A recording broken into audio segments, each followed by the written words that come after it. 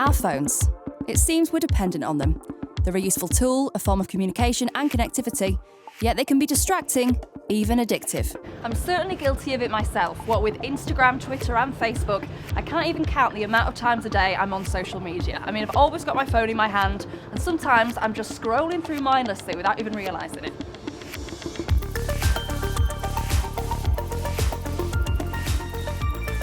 Social media is now part of our daily lives, and studies suggest that globally, people are spending an average of 135 minutes per day using social media. This all comes at a time where studies and research are starting to reveal links between social media and mental illness. So, is it time to reconsider the way we use it? I've come to the Barbican, a creative hub of the arts and culture in London, to meet with Dr. Becky Inkster, a neuroscientist from Cambridge University. So Becky, what are some of the main health concerns when it comes to using social media? So I think this is a picture that's starting to emerge, and we sort of have some consensus now between the tech industry, the social media platforms and academics. The picture of the positive and the negative is starting to be clear, that there is some sort of depression and social anxiety coming through these platforms. So do you think the amount of time we spend on social media could be a problem? I think it could, but it's a complicated situation. So for some people, it might be a lot of time is bad. For some people, a lot of time is good. So it really depends on the person, but also it depends on what you're looking at. So is this low quality content, and are you sort of just passively passing time and scrolling through infinite content? It may not be beneficial. So could it ever have the opposite effect? Could social media actually be beneficial for our mental health? There's not enough evidence yet to support that. So we're far from being able to say that with confidence, but how we actually go about designing studies and doing that, that's a big question, and we've got to start heading that direction. I can certainly say that I haven't always used my social media to the best of its potential, and I'm definitely guilty of wasting countless hours scanning through my phone absent-mindedly.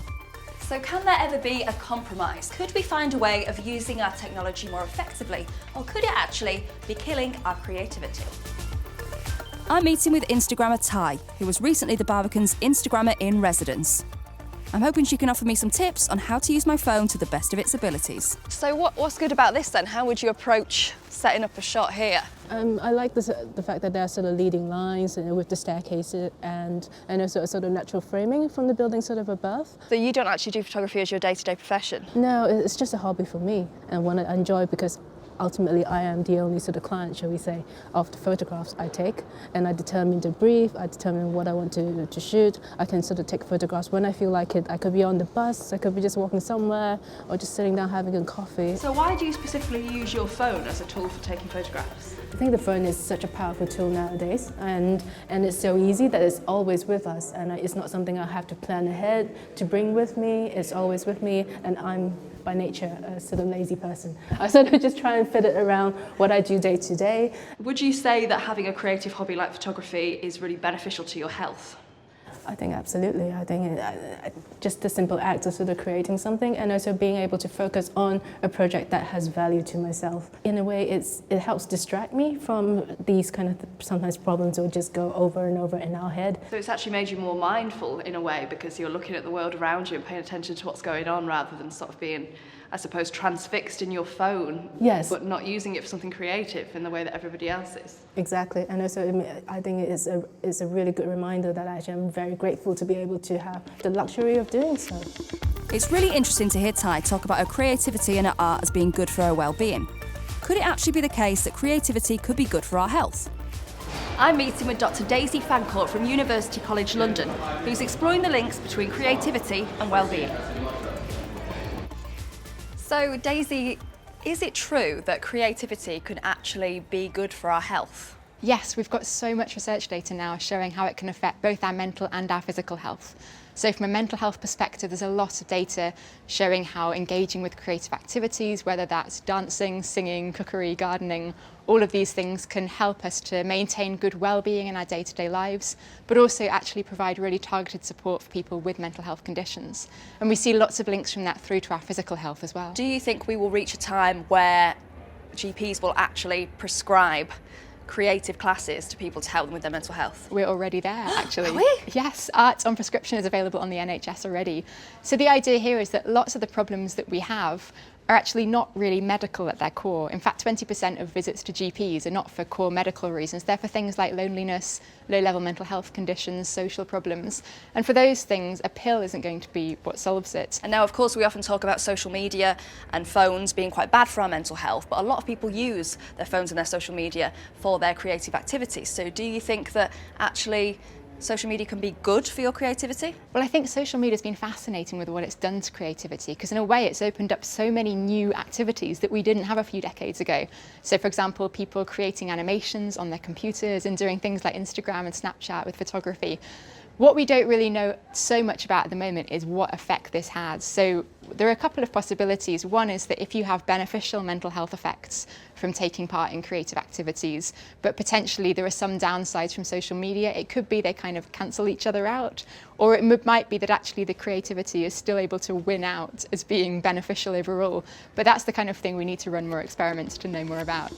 So there's no reason why we can't embrace social media as a tool for creativity.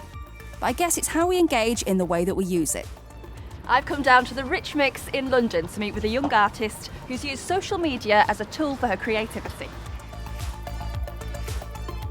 Zara, lovely to meet you. Lovely to meet you too. You are a student and you're also an artist. I know you're really interested in photography. What is your relationship with social media? I use it as an outlet and as my hobby because I love posting on my photographs on social media, and it's just my way of connecting with people. Would you say that Instagram has helped you with your creative hobby, with your photography? Definitely. I would not be as creative as I am today if it wasn't for social media. It's constantly inspiring me and pushing me to become better, to think of more creative ways to take pictures, to find beauty in everyday objects and all sorts of things. So if you took a really good picture and you loved it and then you put it on social media but it actually didn't get as many likes as you thought it was going to get, would that make you then feel a little bit rubbish about yourself? Sometimes it does, yeah, it can actually bring you down, but at the end of the day, you have to reevaluate your decisions and you have to make sure that you're doing it for yourself, not for other people, because you can kind of lose yourself in the process if you focus a lot on what other people want. So you just have to focus on your own art and what you like. Someone who's trying to promote well-being in a creative manner is Hannah Daisy, an illustrator, Instagrammer, and full-time occupational therapist. Hi Hannah. Hi. Katie, how are you? Mwah. Nice to meet you. Nice to meet you as well. So what made you want to change the way you use social media?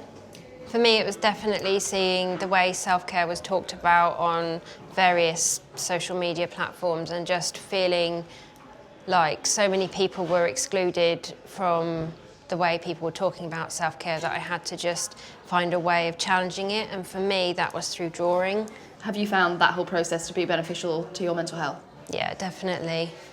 Both the drawing and the talking about it and the sharing. And some of the boring self-care are directly from activities that I find difficult when I've been feeling anxious or low at times. Hannah's work is really inspiring, and it's a real testament to what social media can be if used creatively. I've met some really interesting people, and it's great to know that everyone has the potential to do something creative and improve their well-being. It doesn't have to be painting a masterpiece or writing a novel, but the act of doing something can be really beneficial for our health and well-being. Social media can be a great platform to express and share our creativity, but we have to actually allow ourselves the time for our creative endeavours.